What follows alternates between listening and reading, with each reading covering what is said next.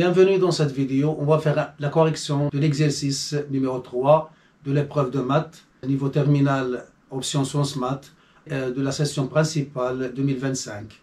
Cet exercice qui est axé sur l'arithmétique.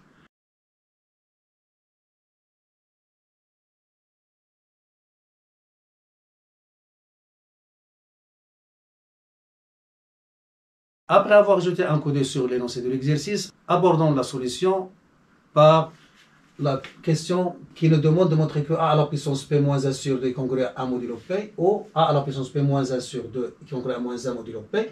C'est quoi a et c'est quoi p? Alors p est un nombre premier impair et a un entier premier avec p. Alors, c'est une question qui est classique et on la rencontre beaucoup dans les exercices. Donc un élève qui a bien bossé, qui a bien travaillé, donc il n'aura aucun problème pour répondre à cette question. Alors commençons la rédaction de la réponse à cette question. C'est une occasion d'utiliser Fermat. Alors la réponse, alors qu'est-ce qu'on a? Alors comme réponse, on peut écrire comme P est un nombre premier et A appartenant à Z tel que A est premier avec P. Alors, d'après le petit théorème de Fermat, on a A à la puissance P-1 est congru à 1 modulo P. Et comment faire apparaître A à la puissance P-1? Alors, puisque P est un nombre premier impair, donc P-1 est un nombre pair, donc on peut diviser par 2. Donc on va essayer de faire apparaître une identité. Hein? Donc on peut écrire, puisque P-1 est pair, alors on peut écrire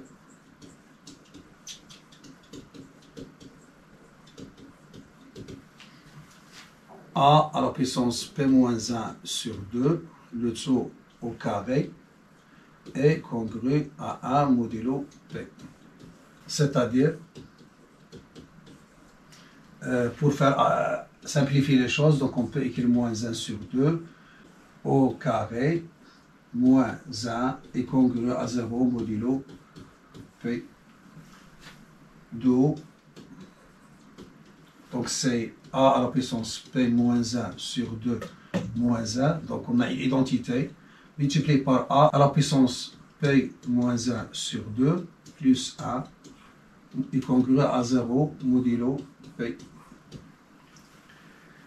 Et donc, c'est-à-dire P, il divise ce produit. Donc, soit qu'il divise le premier facteur, soit il divise le deuxième facteur. Alors, comme P est premier, alors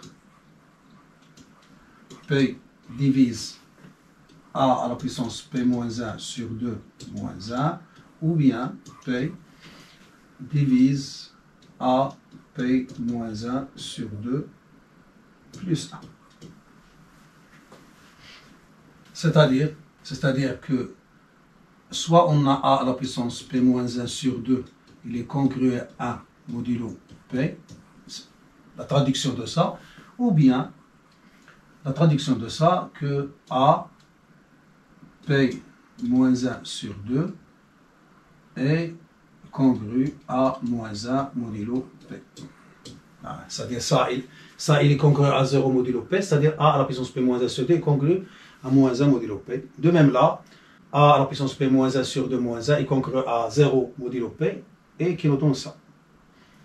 Voilà, et comme ça, on a répondu à la première question.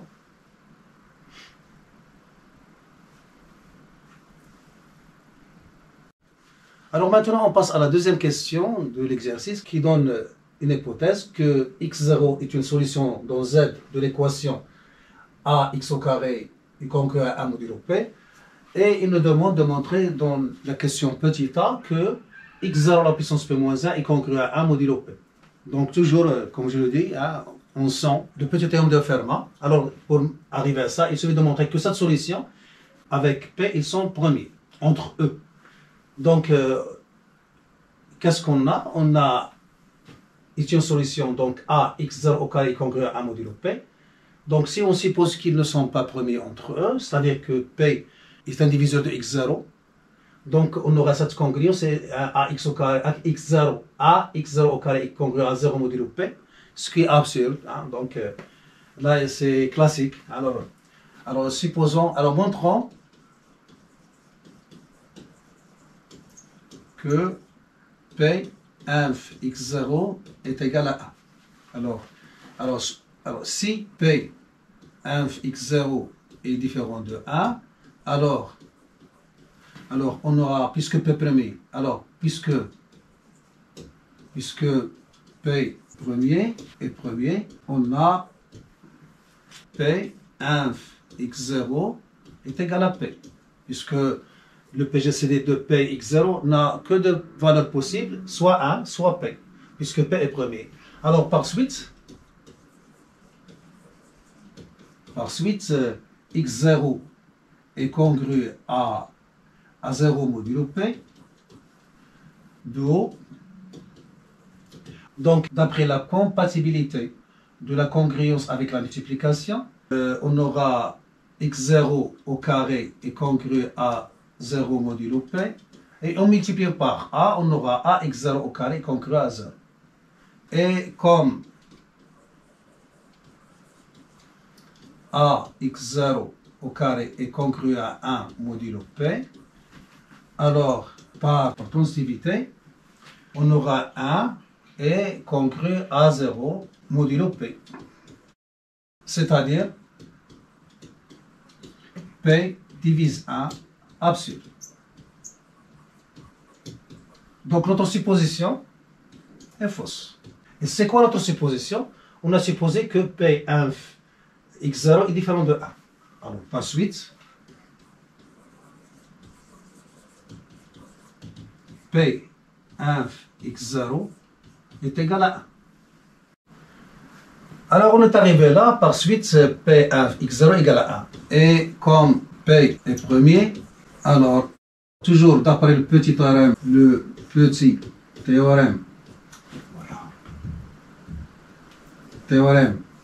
de Fermat, x0 à la puissance p-1 est congru à 1 modulo P. Et on est arrivé au résultat demandé. Maintenant, on arrive à la question petit b dans la deuxième question. C'est une déduction. Il nous demande, après avoir montré que x0 à la puissance p-1 sur 2 est congru à 1 modulo P, il nous demande de déduire que a à la puissance p-1 sur 2 est congru à 1 modulo P. Alors, comment on arrive? Donc, quelle est la relation qui existe entre A et x0? Qu'est-ce qu'on a? On a A x0 au carré est congru à 1 modulo P. Hein? Si je veux le justifier, j'écris que x0 est une solution de l'équation donne. Implique, alors, puisque la congruence est compatible avec la multiplication, donc je vais élever à la puissance p-1 sur 2. Donc A x0 au carré, le tout à la puissance p-1 sur 2 est congru à 1 à la puissance p-1 sur 2 qui est égal à 1, donc c'est Cp. Et là, voilà les règles de calcul, qu'est-ce qu'ils vont donner? Donc c'est A à la puissance p-1 sur 2 multiplié par x0 au carré, le tout à la puissance p-1 sur 2 est toujours congru à 1 modulo P. Alors ceci implique. Alors, je préserve p-1 à la puissance p-1 sur 2, puisqu'on la veut.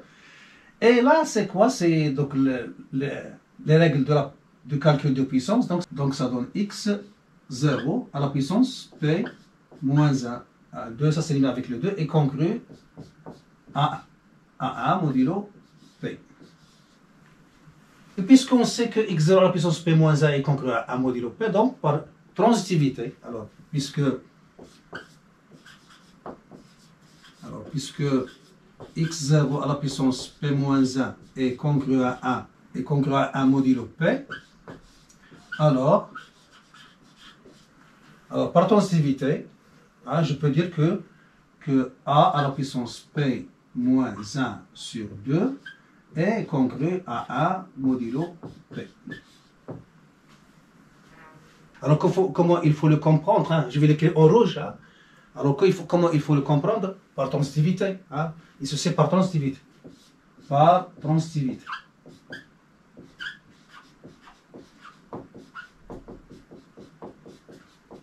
Alors comment il faut le comprendre? Hein? Alors là, on multiplie par a à la puissance p moins 1 sur 2. Et là, on aura x0 à la puissance p moins 1 est congru à a à la puissance p moins 1 sur 2. Alors ça, il est congru à 1, le voilà. Et puisque ça, il est congru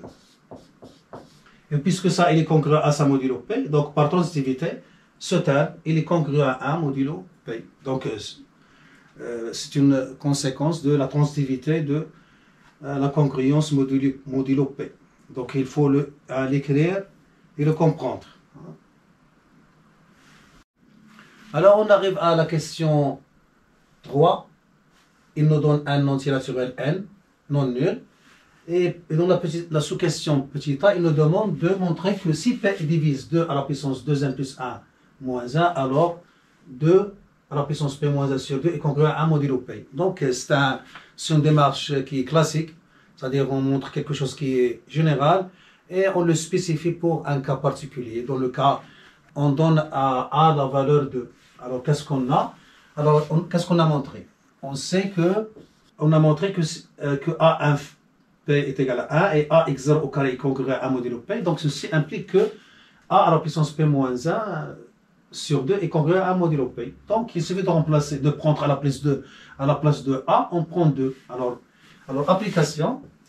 Alors on a 2 à la puissance 2n plus 1 moins 1 est congru à 0 modulo p. Ça pourrait le donner parce que p divise ce nombre. Alors implique quoi? Implique 2. Donc on va l'écrire d'une autre façon. Donc c'est 2 fois 2 à la puissance n, le tout à la puissance 2 est congru à 1 modulo p. Et voilà, donc à la place de x0, on a 2 à la puissance n. À la place de a, on a 2. Donc voilà, à la place de a, on a 2. À la place de x0, on a 2 à la puissance n. Et on a 2, et premier avec p, puisque p est un nombre premier impair. Alors puisque 2 inf p égale à 1, pourquoi? Parce que car p est premier impair. Alors, d'après la question 2, petit b, on a 2 à la puissance p moins 1 sur 2 est congru à 1 modulo p. Voilà, donc on a montré ça. On applique la deuxième question. Alors, on passe à la question petit b dans la troisième question. Toujours, on a un qui appartient à une étoile. Alors, d'après la question précédente, petit a, il nous demande de déduire que l'équation E, qui est celle-ci, admet au moins une solution dans z au carré. Alors, dans cette équation, il apparaît un élément qui est nouveau, hein, c'est le 11. Dans la question précédente, on a fait apparaître 2 à la puissance 2n plus 1 moins 1. Donc, d'où vient ce 11? Hein? Donc, c'est toujours dans le même esprit. Est-ce que l'élève a bien compris l'enchaînement de l'exercice? Alors, il travaille avec P, un entier impair premier. Alors, c'est le cas de 11. Donc, c'est-à-dire, à la place de P, on va prendre 11. Et qu'est-ce qu'on a montré dans la question précédente? On a montré que, je vais écrire avec le rouge, hein? Qu'est-ce qu'on a montré? On a montré que si P divise 2 à la puissance 2n plus 1, moins 1. Alors ceci implique que 2 à la puissance p moins 1 sur 2 est congru à 1 modulo p. Donc, qu'est-ce qu'on déduit avec l'application contraposée? Qu'est-ce qu'on va déduire? Donc, donc, ceci est équivalent à dire que si on a 2 à la puissance p moins 1 sur 2 n'est pas congru à 1 modulo p, alors ceci implique que 2 à la puissance 2n plus 1 moins 1 n'est pas congru à 0 modulo p. C'est-à-dire p ne divise pas cette quantité. Que puisque moi, j'ai un entier naturel inconnu, alors il vaut mieux travailler avec le contraposé parce que là, si je prends à la place de p, je prends 11. Donc p moins 1 sur 2, c'est 11 moins 1 sur 2, ça fait 5. 2 à la puissance 5 qui est 32, donc c'est une valeur qui est abordable. Donc 2 à la puissance 5 qui est 32, modulo 11 n'est pas congru à 1, il est congru à 10. Donc puisque je n'ai pas la congruence 1, c'est-à-dire il est congru à moins 1, donc il n'est pas congru à 1, donc je peux déduire que le P qui est 11, hein, le 11, là, donc à la place de P c'est 11, donc 11 ne divise pas ça. Et quel est l'intérêt de ça? 11 ne divise pas ça, c'est-à-dire que 11 et cette quantité qui est entre parenthèses sont premiers entre eux. Et voilà, hein, puisqu'ils sont premiers entre eux, donc l'équation admet une solution. Parce qu'on sait que si on a l'équation différentielle AP plus PY égale à C dans Z au carré, alors il y a une équivalence, c'est-à-dire S est différent de l'ensemble vide, hein, si et seulement si le PGCD de A et B divise C. Et là, puisqu'on a C égale à 1, donc on doit montrer que le PGCD de 11 et 2 à la puissance 2L plus 1 moins 1 est égal à 1. Ce qui est le cas si on aborde cette démarche. Et on va appliquer ça. Donc, alors, pour que cette équation admette une solution, il faut montrer que 11 inf ça est égal à 1. Alors, pour répondre à la question, à la question, on montre que 11 inf 2 à la puissance 2n plus 1 moins 1 est égal à 1. Alors, puisque 11 est premier, donc on a deux cas pour le PGCD de ces deux nombres. Soit qu'il est égal à 1, soit il est égal à 11. Nous, on veut qu'il soit égal à 1. Donc, supposons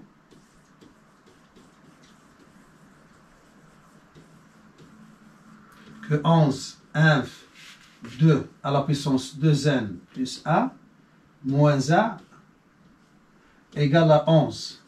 C'est-à-dire 11 divise 2 à la puissance 2n plus 1 moins 1. Alors, par suite, d'après la question 3 petit a, on aura 2 à la puissance 11 moins 1 sur 2 est congru à 1 modulo 11. C'est-à-dire 2 à la puissance 5 est congru à 1 modulo 11. Et comme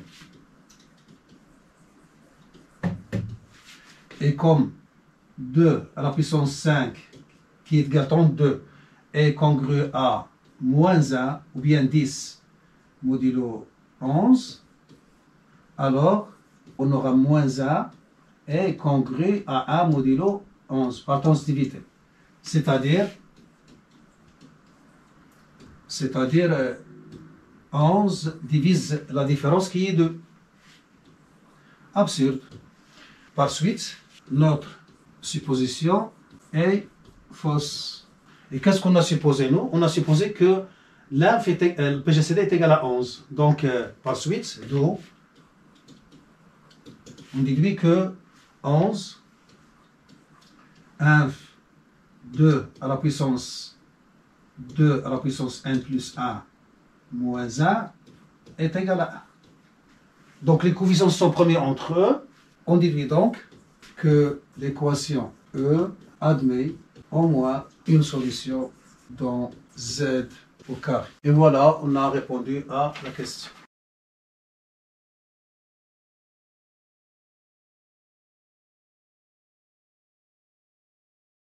Alors, on arrive à la question 4, petit a. Alors, qu'est-ce qui nous donne dans les données de la question 4? On considère dans Z l'équation f x au carré plus 5x plus 2 est congrue à 0 modulo 11.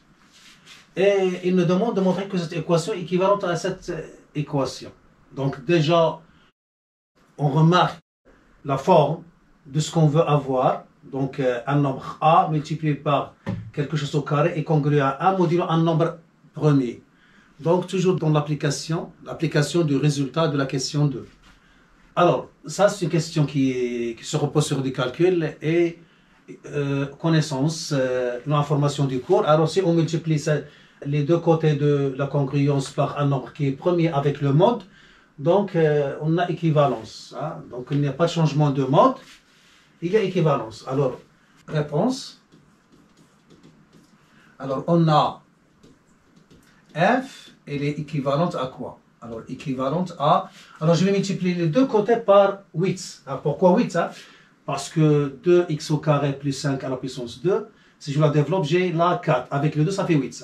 Donc, on multiplie par 8. Alors, 8, je multiplie les deux côtés par 8. Donc, x carré plus 5x plus 2 est congru à 0 fois 8, c'est 0, modulo 11. Le mode ne change pas. Et j'écris là pourquoi, car 8, 1, 11 est égal à 1. Donc ceci, alors je fais isoler le 2, donc c'est 2. Alors 4, je fais l'entrée, donc 4x carré, plus 20x, plus 8, égal à, et congru à 0 modulo 11. Donc, ceci, donc c'est 2. Alors, entre crochets, donc ça, c'est le début d'une identité qui est d'éléments 2x et 5. Donc, c'est 2x plus 5. Alors, je développe. Donc, c'est 4x carré, le voilà. Et vous avez 2 fois 2x fois 5, ça fait 20x, le voilà. Et vous avez 25, alors que j'ai seulement 8. Alors, 25 moins 8, ça fait 17. Donc, moins 17 est congru à 0 modulo 11. Donc, ceci équivalent à dire que 2x plus 5 au carré, moins 34, je le fais passer de l'autre côté, j'aurai 34 qui est 33 plus 1 modulo 11. Alors, puisque 33 est congru à 0 modulo 11, donc par transitivité, donc ceci équivalent à dire que 2x plus 5 au carré est congru à 1 modulo 11. Et voilà, on est arrivé au résultat.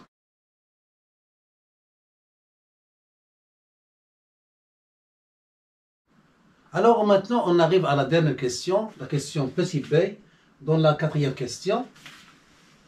Alors, qu'est-ce qu'il nous demande de montrer? Alors, on a déjà montré que dans la question petite a que f est équivalente à cette quantité, congru à 1 modulo 11. Et maintenant, la question B, il nous demande de déduire que f n'admet pas de solution dans Z. Donc, d'après ce qu'on a vu dans la question 2, alors si A, x0 au carré est congru à 1 modulo P, alors automatiquement, on a A à la puissance P moins 1 sur 2 est congru à 1 modulo P. Alors dans ce cas, P, on le prend égal à 11, et le A, on le prend égal à 2, puisqu'on a 2 là, et on a 11 là. Donc il faut vérifier que 2 à la puissance 5, il doit être congru à 1 modulo 11. Ce qui n'est pas le cas, puisqu'on a déjà mentionné que 2 à la puissance 5 est congru à 10, ou bien à moins 1 modulo 11. Donc, si on a ça, donc on ne peut déduire que 2 à la puissance 5 est congru à 1 modulo 11, ce qui est absurde. Donc, si on suppose qu'il a une solution, donc on aura une absurdité. Donc, il suffit de bien rédiger pour avoir le résultat. Alors, réponse. Alors, supposons que f admet une solution dans Z. Alors, il existe x appartenant à Z, tel que 2, puisqu'on a f équivalent à ça. Donc, on aura 2x plus 5 au carré est congru à 1 modulo 11. Et d'après la question 2, petit b, on aura 2 à la puissance 11 moins 1 sur 2 est congru à 1 modulo 11. C'est-à-dire, ça est 2 à la puissance 5 est congru à 1 modulo 11. Or, 2 à la puissance 5 est congru à moins 1 modulo 11. Par suite, d'après la transitivité, par suite, on aura moins 1 est congru à 1 modulo 11, d'après la transitivité de la congruence. D'où 11 divise 2. Absurde. Parce que 11 va diviser 1 moins 1 qui divise 2, donc absurdité. Donc notre supposition est fausse. Donc notre supposition est fausse. Par suite, S égale l'ensemble vide. C'est-à-dire qu'il n'y a pas de solution pour cette équation f dans Z. Et voilà, on a fait le tour de l'exercice. Et on a répondu à toutes les questions. Voilà, on s'arrête là. J'espère que vous avez tiré profit. Je vous donne rendez-vous dans une autre vidéo si notre créateur le permet.